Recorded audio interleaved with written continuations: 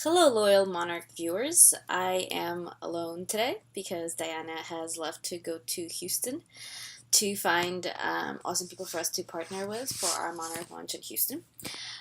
More on that later. It's very strange for us to not be together, not be doing this together because we've kind of become this amorphous being. But yeah, like I said, more on that later. So last week, we made a mistake, and we thought it would be a great opportunity to share what it's like for entrepreneurs to make mistakes because it's such a huge part of our life and it's such a huge part of entrepreneurship. The mistake we actually made was that we decided, for reasons we can talk about later, to switch hosting accounts. And somehow we got really excited about this and decided to do it in the middle of the day.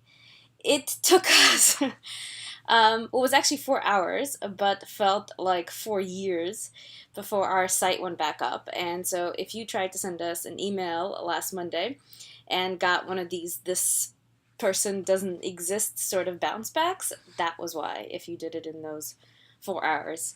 Um, so, the first lesson about making mistakes as an entrepreneur, and this is a quote that I really love from Neil Donald Walsh, is life begins at the end of your comfort zone. It's a quote and kind of a motto that Diana and I live by every single day. And what happens when you live on that razor's edge of your comfort zone is that you end up making a lot of mistakes. And that's good.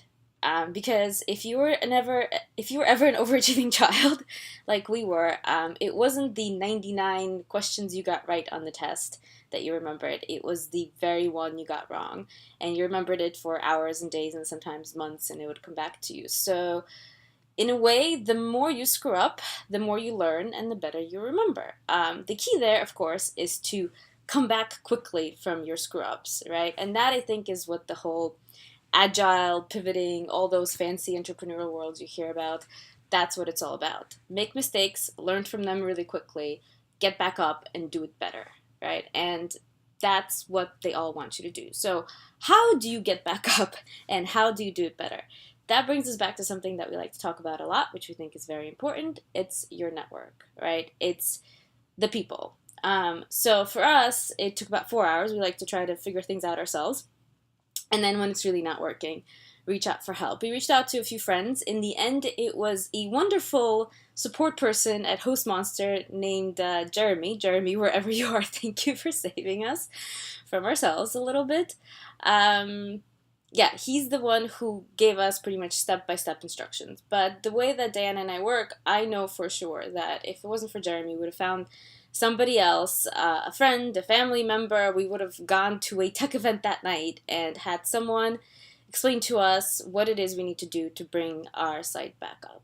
So, the more people you know, the easier it is to bounce back from mistakes, the easier it is to notice when those mistakes happen because sometimes it's not as obvious as your website is down. Sometimes the mistake is a little bit hidden.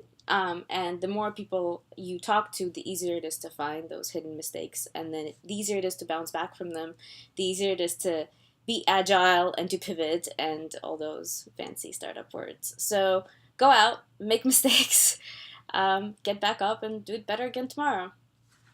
Bye.